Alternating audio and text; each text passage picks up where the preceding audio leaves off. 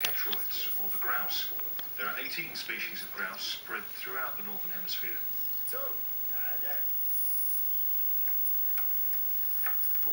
Most of these birds nest and live on the ground in the summer when they're breeding, but they're still tough to find in the thick vegetation, so we use specially trained pointer dogs. Even if we're within 10 meters of a bird, there's a good chance that we won't see it without the dogs. Manu must scour the mountainsides in order to count the entire grouse population. But how does one find thousands of birds spread over such a vast territory?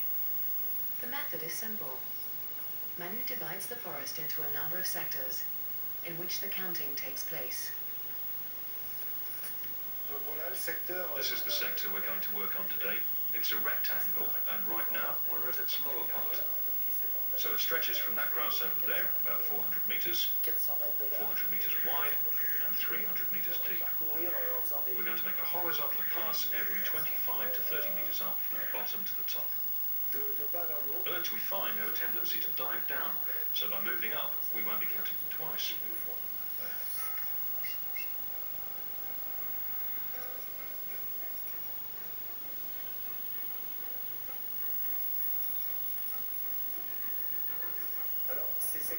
We cover these sectors in the same manner and at the same time every year. It's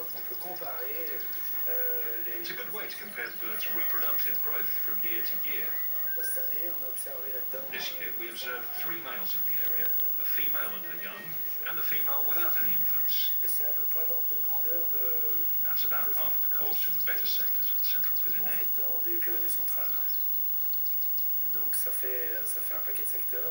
So every year I cover between 8 and 10 square kilometers.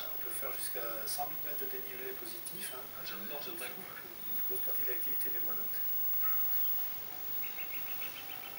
After the mating season, the females usually take to the treetops, while the cocks remain on the ground. Winter will soon arrive, coating the mountains in white. For the grouse, however, winter snow doesn't mean a trek to lower elevations in search of food.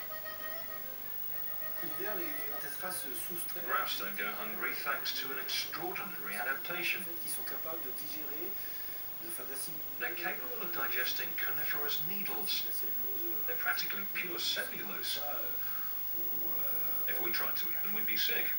But thanks to bacteria in their digestive tracts, these birds can take advantage of this meager nourishment. So even if there's a metre of snow covering the forest, there's no famine. In the winter, the males remain solitary. They choose a spot and barely move from it. The females often stay in groups of 2, 3, or 4. Things heat up in March and April, when courting begins and males battle it out. The males return to their traditional courting grounds, known as a lek, meaning dance. Here they sing and dance to mark their territory. It's done in a hierarchical fashion.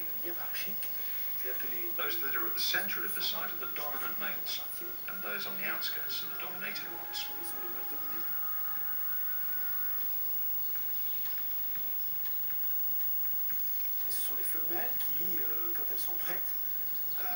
The females come to the legs when they're ready and choose the lucky dominant male or males they want to mate with. They don't form partnerships, and after mating, the female leaves the male for good. 5,000 to 6,000 wood grouse inhabit the hills of the Pyrenees. Manu believes it's a healthy population, but even so, numbers have fallen for the past 30 years. Climate change, forestry, and disturbances by tourism and recreation all contribute to the downslide. This knowledge pushes Manu to continue his study, trekking the mountains and valleys, keeping an ever-vigilant eye on this beautiful bird species.